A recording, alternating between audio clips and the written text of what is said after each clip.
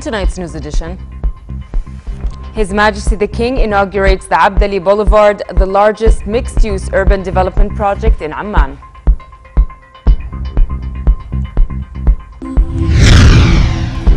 Insurgents are posed to march to Baghdad after seizing large areas of land in northern Iraq.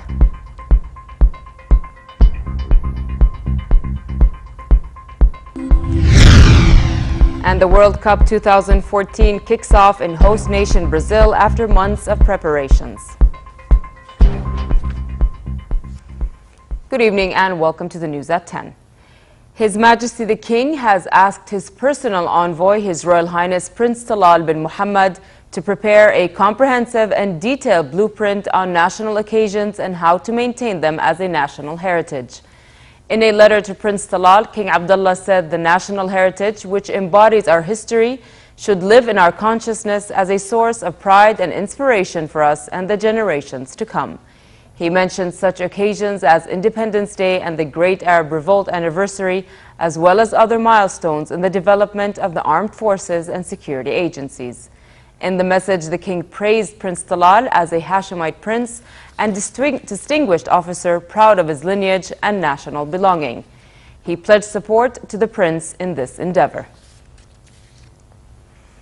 His Majesty the King inaugurated the Abdali Boulevard project, a luxurious architect and world-class business and tourist attraction in downtown Amman.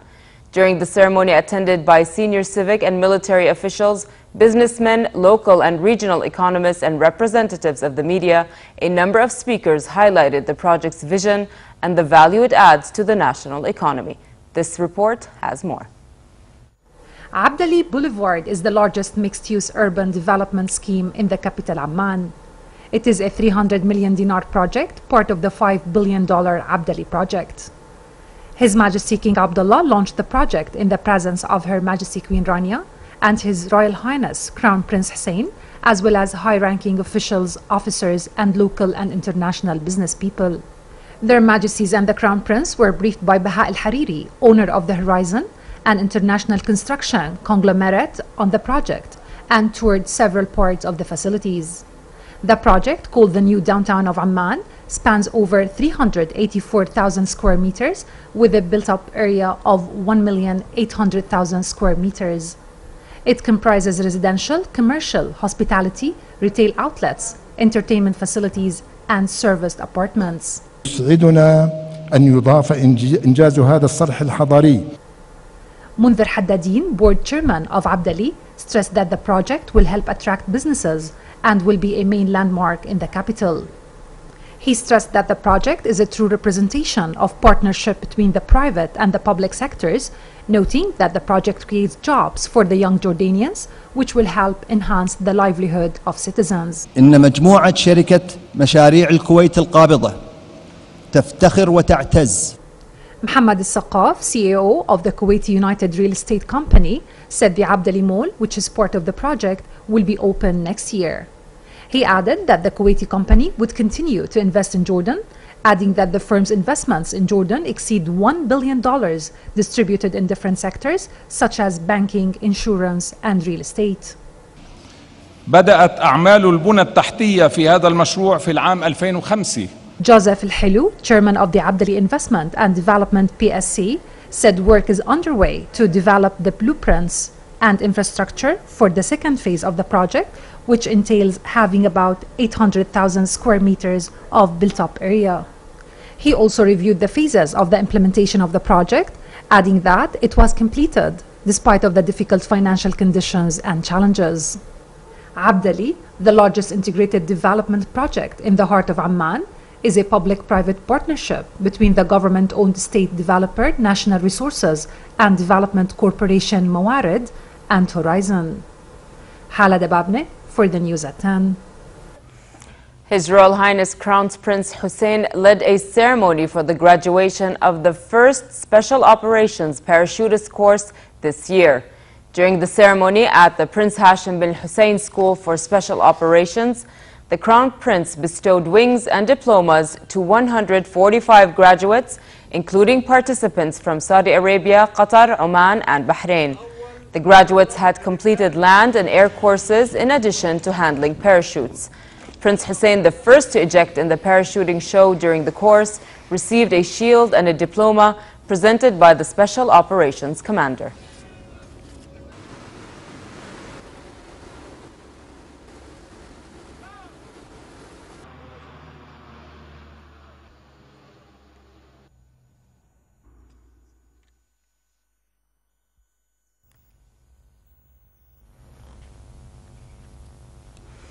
His Royal Highness Crown Prince Hussein ordered that television screens be distributed to youth centers across the kingdom to enable football enthusiasts to watch World Cup matches, which kick off in Brazil today. The initiative is out of the Crown Prince's interest to enable youth to follow major global sports events and rehabilitate youth centers to attract youth. Higher Youth Council President Sami Majali expressed his gratitude to the Crown Prince for this move, the latest in many gestures of the service of the youth sector. Insurgents have threatened to march to Baghdad after seizing large areas of land in northern Iraq. Militants were surrounding Iraq's largest refinery in the northern town of Beiji after driving government forces from the city of Mosul and Tikrit. The White House signaled it was looking to strengthen Iraqi forces, while France said world powers need to act. Turkey, meanwhile, was negotiating for the release of 80 nationals held by militants in the Iraqi city of Mosul. Here's more on the unfolding situation. Insurgents have pressed on with a lightning advance, moving into towns just an hour's drive from the capital, Baghdad. The fighters of the Islamic State in Iraq and the Levant have overrun Iraq's second biggest cities, Mosul and Tikrit. They were also surrounding Iraq's largest refinery in the northern town of Beiji. Additional special forces have been sent to secure energy installations in Beiji, including the refinery and a nearby major power station. Iraqi Kurdish forces took control of the oil city of Kirkuk after government troops abandoned their posts in the face of the ISIL march towards Baghdad. Dozens of members of a police special forces battalion were paraded before a crowd in the Iraqi city of Tikrit after they were captured by ISIL fighters who overran their base. Residents said militants have set up military councils to run the towns they captured. By midday, insurgents had not entered Samarra, the next big city in their path on the Tigris north of Baghdad. Baghdad said it is resisting the insurgent offensive as the Iraqi Air Force bombed militants' positions in and around Mosul. They have been making progress, preventing their forces to reach any sensitive installations north of Baghdad. They have been pushed back, and we are confident really that the Iraqi forces and the Iraqi political leaders will come together to defeat Al-Qaeda and prevent them from establishing their own Islamic State in western Iraq and eastern Syria. A spokesman for ISIL appeared on a video boasting for the group's conquest and urging fighters to march to the capital. The United States said it will provide additional assistance to the Iraqi government in the wake of the militants' advances. The security reiterated the United States' commitment to working with the Iraqi government and leaders across Iraq to support a unified approach against ISIL's continued aggression. We are in touch with the governments of Turkey and Iraq and stand ready to provide any appropriate assistance. However, NATO said the alliance had no role in Iraq, but condemns the violence there, in particular the taking of 80 Turkish hostages by militants. Let me stress that I don't see a role for NATO in Iraq, but of course we follow the situation closely, and we urge all parties involved to stop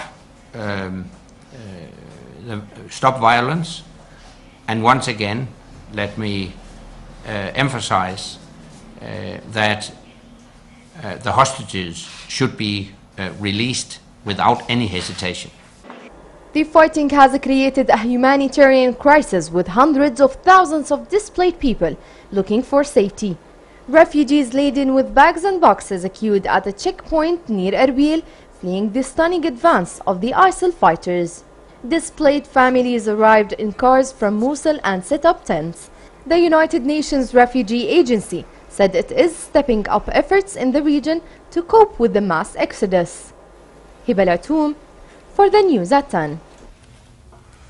The Palestinian Attorney General said an autopsy found that a live bullet killed a Palestinian teenager in an incident that human rights group has termed a possible Israeli war crime.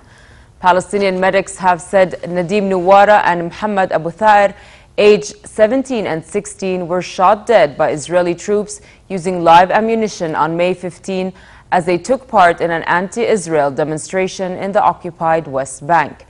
The Israeli military said its forces fired only rubber-coated bullets and that an investigation of the deaths was still underway. In the Gaza Strip, hundreds of sympathizers joined a funeral for a Palestinian killed in an Israeli airstrike. Israel carried out the deadly airstrike on Gaza last night, hours after a rocket was fired into Israel for the first time since a Palestinian unity government was formed. The Israeli army said it had targeted a militant planning attacks on Israel. 2 other people were injured in the airstrike. Palestinian President Mahmoud Abbas called for calm in Gaza in order not to give Israel a reason to launch strikes.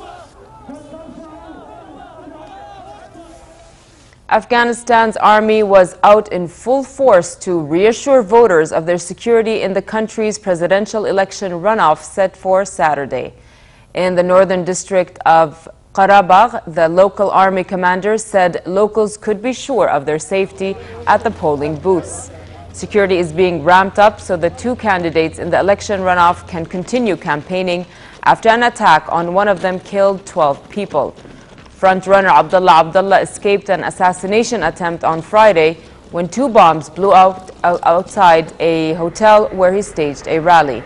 12 people were killed and 80 injured in the attack that destroyed one of the cars in Abdullah's convoy. New measures have been taken in the country, which include deploying more security forces to rallies and assigning more bodyguards to Abdullah and his opponent, former World Bank economist Ashraf Ghani. British Foreign Secretary William Hague and Hollywood actress Angelina Jolie kicked off the 3rd day of a 4-day global summit on ending sexual violence in conflict. The summit in London is the culmination of 2 years' joint work by Jolie and Hague in an effort to find practical steps to punish those responsible for rape and help victims. Up to 1,200 government ministers, officials, activists, and members of judiciaries and militaries from more than 120 countries are at the summit. Both Hague and Jolie, who is Special Envoy of the UN High Commissioner for Refugees, have stressed the importance of ensuring the summit is not just a talking shop, but the start of action to shatter a culture of impunity over sexual violence.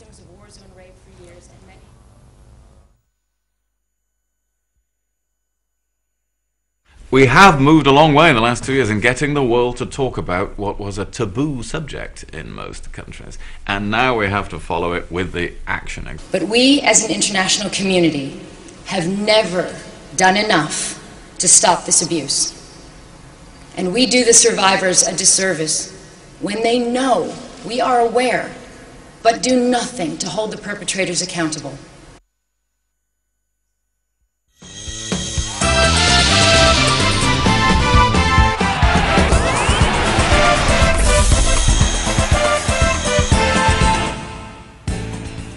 After months of preparations, deadlines, frustration, and jubilance, the day has finally arrived. World Cup fans and stadium workers arrived early for the tournament opener, which is underway at the moment in Brazil's largest city of Sao Paulo. Host nation Brazil will play Croatia in the tournament's first of 64 matches. Fans and workers both use the subway and train to arrive at the stadium with ease. Some wore hats and colorful costumes. Brazil is hosting its first World Cup since 1950.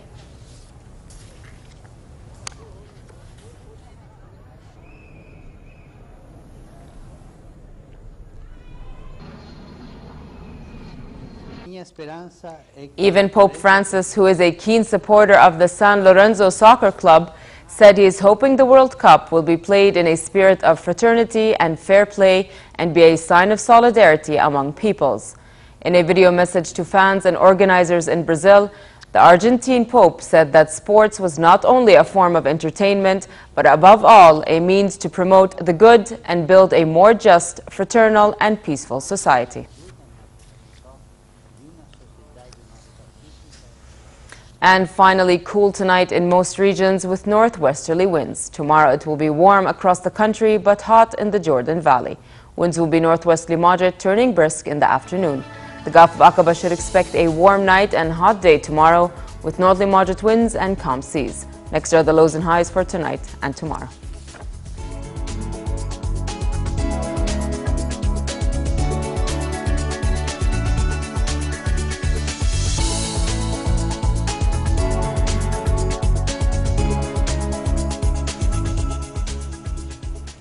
To end the news, here's a reminder of our top stories.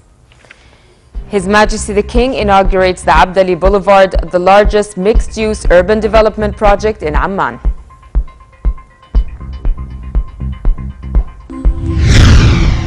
Insurgents are posed to march to Baghdad after seizing large areas of land in northern Iraq.